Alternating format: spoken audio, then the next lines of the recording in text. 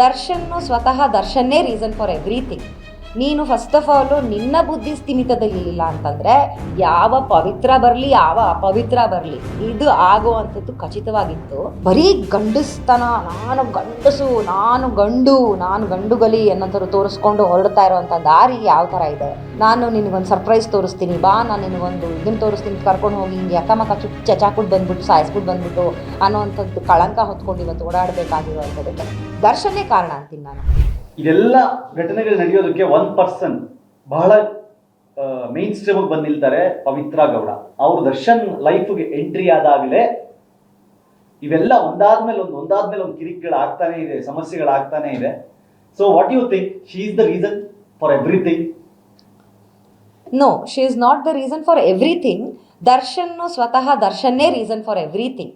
ನೀನು first of all ನಿನ್ನ ಬುದ್ಧಿ ಸ್ಥಿಮಿತದಲ್ಲಿಲ್ಲ ಅಂತಂದರೆ ಯಾವ ಪವಿತ್ರ ಬರಲಿ ಯಾವ ಅಪವಿತ್ರ ಬರಲಿ ಇದು ಆಗುವಂಥದ್ದು ಖಚಿತವಾಗಿತ್ತು.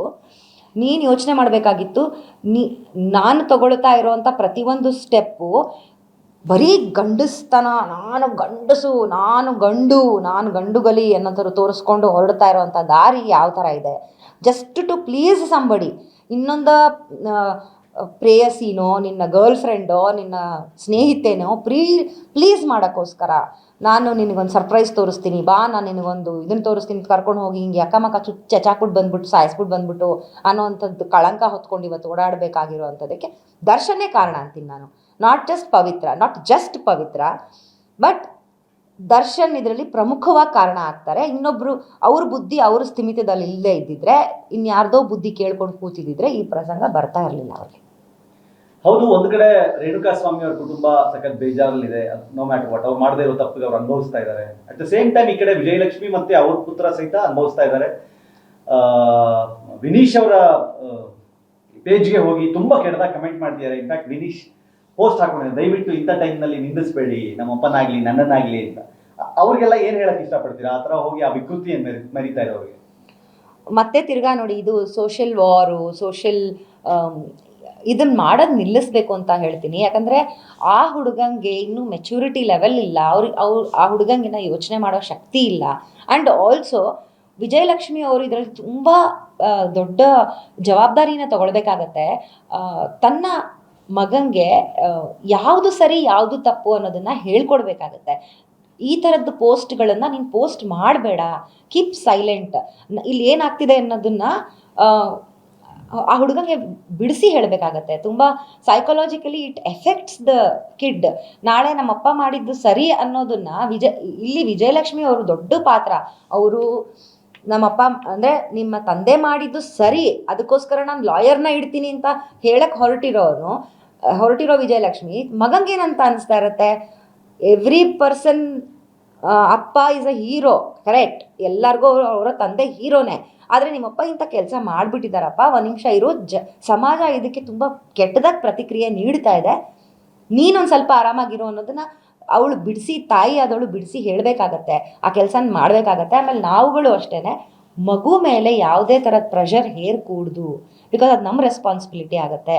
ಆ ಮಗು ಏನೂ ಮಾಡಿಲ್ಲ, ನಾವು ಆ ಮಗು ಮೇಲೆ ಕೂತು ನಿಮ್ಮ ತಂದೆ ಆಗ್ಬೋದು, ನೀನು ಹಾಕಿರೋ ಪೋಸ್ಟ್ಗೆ, ಅವನು ಹಾಕಿರೋ ಪೋಸ್ಟಿಗೆ ನಾವು ಕೆಟ್ಟದಾಗಿ ರಿಯಾಕ್ಟ್ ಮಾಡೋದು, ಅದು ನನಗೆ ಒಪ್ಪಿಗೆನೇ ಇಲ್ಲ. ಸಾಕಷ್ಟು ಸೋಷಿಯಲ್ ಮೀಡಿಯಾ ಪೇಜ್ಗಳಲ್ಲಿ ಹೇಳ್ತಿದ್ದಾರೆ, ಇವತ್ತಿನ ದಿನ ರವಿ ಬೆಳಗೆರೆ ಅವರು ಇದ್ದಿದ್ರೆ, ನೀವು ಅವ್ರನ್ನ ಹತ್ತಿರದಿಂದ ನೋಡಿರ್ತೀರಿ, ಈ ಕೇಸನ್ನ ರವಿ ಬೆಳಗೆರೆ ಸರ್ ಹೆಂಗೆ ಹ್ಯಾಂಡಲ್ ಮಾಡ್ತಾ ಇದ್ರು? How you would have treated this? ಅಪ್ಪ ಇದ್ದಿದ್ರೆ ಬಹುಶಃ he would have gotten very very very upset, not angry, ತುಂಬ ಅಪ್ಸೆಟ್ ಆಗಿರೋರು. ಆಮೇಲೆ ಇದು ಸೋಷಿಯಲ್ ಮೀಡಿಯಾಗೆ ಒಂದು ಉತ್ತರ ಕೊಡೋರಾಗಿದ್ದರೆ ಖಡಕ್ಕಾಗೆ ಉತ್ತರ ಕೊಟ್ಟಿರೋರು. ಮತ್ತು ಅಕಸ್ಮಾತ್ ಏನಾದರೂ ದರ್ಶನ್ಗೆ ಉತ್ತರ ಕೊಡಬೇಕು ಅನ್ನೋವಂಥದ್ದಾಗಿದ್ದರೆ ಒಂದು ಬೇರೆದೇ ಲೆವೆಲಲ್ಲೇ, ಎಕ್ಸ್ಟ್ರೀಮ್ ಲೆವೆಲಲ್ಲೇ ಒಂದು ಉತ್ತರ ಕೊಟ್ಟಿರೋರು ಅಪ್ಪ. ಖಂಡಿತ ಖಡಕ್ಕಾಗಿ ರಿಯಾಕ್ಟ್ ಮಾಡಿರೋರು, ಭಯಂಕರ ಖಡಕ್ಕಾಗಿ ರಿಯಾಕ್ಟ್ ಮಾಡಿರೋರು. I don't think anybody could have answered my father on this platform ಈ ಥರ ಘಟನೆಗೆ. ಈಗ ಫೈನಲಿ ದರ್ಶನ್ ಇದರಿಂದ ಆಚೆ ಬಂದು ಹೈ ಬೆಂಗಳೂರಿನ ಸಂಪಾದಕರಾಗಿ ಮತ್ತೆ ಮೈನ್ ಸ್ಟ್ರೀಮ್ನಲ್ಲಿ ಮಿಂಚ್ತಾ ಇದ್ದೀರಿ. ಹೇಗೆ ನಡೀತಾ ಇದೆ, ಏನ್ ಪ್ಲಾನ್? ನಡೀತಾ ಇದೆ. It is very very strongly going and ತುಂಬ ಅಂದರೆ ತುಂಬ ಖುಷಿ ಇದೆ ನನಗೆ ಹೈ ಬ್ಯಾಂಗ್ಳೂರು ರೀಲಾಂಚ್ ಆಗಿರೋದಕ್ಕೆ. ಮತ್ತು ಅದು the way it is taking of and ಅದಕ್ಕೆ ಬರ್ತಾ ಇರೋ ಪ್ರತಿಕ್ರಿಯೆಗಳು ಎಲ್ಲದೂ ನನಗೆ ತುಂಬ ಖುಷಿ ಕೊಡ್ತಾ ಇದೆ.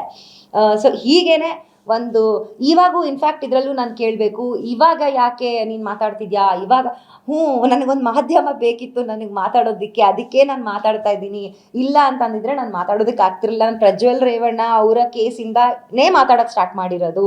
ಸೊ ಇವಾಗ ಬರೀ ದರ್ಶನ್ ವಿಷಯ ಮಾತ್ರ ಮಾತಾಡ್ತಾ ಇರೋದು ಯಾಕೆ ನಿಮ್ಗೆ ಹೈಲೈಟ್ ಆಗ್ತಿದೆ ಅಂತಂದರೆ, ನಾನು ಪ್ರಜ್ವಲ್ ರೇವಣ್ಣ ಅವ್ರ ವಿಷಯ ಕೂಡ ಮಾತಾಡಿದ್ದೆ, ಇಷ್ಟೇ ಕೆಟ್ಟದಾಗೆ ಮಾತಾಡಿದ್ದೆ ನಾನು. ಅಂದರೆ I had not supported Prajwal ಅವರ ವಿಷಯ. ಇದು ತುಂಬ ಗುಪ್ತವಾಗಿ ನಡೀತಾ ಇದ್ದಂಥ ಒಂದು ಏನಂತಾರೆ ಇನ್ವೆಸ್ಟಿಗೇಷನ್. ಅದು ಪ್ರಜ್ವಲ್ ರೇವಣ್ಣ ಅಥವಾ ಭವಾನಿ ರೇವಣ್ಣ ಅಥವಾ ರೇವಣ್ಣ ಅವರ ಅಷ್ಟು ಕುಟುಂಬದ ಕಾರ್ಯಾಚರಣೆ ಹಂಗೆ ನಡೀತಾ ಇತ್ತು. ಸೊ ಹಾಗಾಗಿ ಇದು ಹಂಗೆ ಆಗ್ತಿಲ್ಲ. ಈ ದರ್ಶನ್ ವಿಷಯ ನಿಮಗೆ ಫ್ಲೇರ್ ಅಪ್ ಆಗ್ತಾ ಇದ್ದೀನಿ ನಾನು ಅಂತ ಕಾಣಿಸ್ತಾ ಇದೆ. ದಯವಿಟ್ಟು ಹಂಗೆ ಅಂದ್ಕೊಳ್ಬೇಡಿ. ಏನೇ ಇದ್ದರೂ ಇವಾಗ ನಾನು ಮಾತಾಡಲೇಬೇಕು. ನನ್ನ ಹಾಯ್ ಬ್ಯಾಂಗ್ಳೂರು ನನ್ನ ವೃತ್ತಿಯ ನನ್ನ ಕರ್ತವ್ಯ ಇದು. ನಾನು ಮಾತಾಡಲೇಬೇಕು, ನಾನು ಮಾತಾಡ್ತೀನಿ ಕೂಡ. ಸೊ ಹಾಗಾಗಿ hi Bangalore is doing very very good. Thank you. Beat plus Karnataka.